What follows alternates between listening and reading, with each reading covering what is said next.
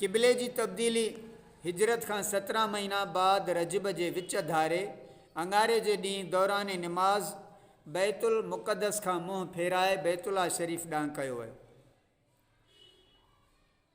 औज़ु बिल्लाहि मिनश शैतानिर रजीम बिस्मिल्लाहिर रहमानिर रहीम। अल्लाह तबारक व तआला क़ुरान में फ़रमाए थो, क़द नरा तक़ल्लुब वजहिक फ़िस समाए फ़लनुवल्लियन्नक क़िबलतन तरदाहा।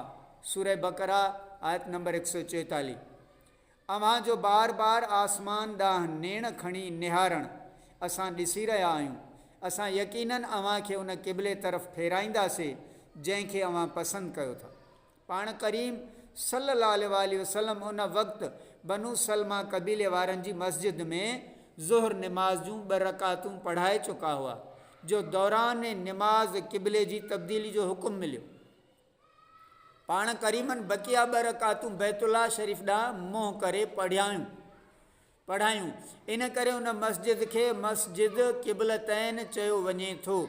सुभान अल्लाह।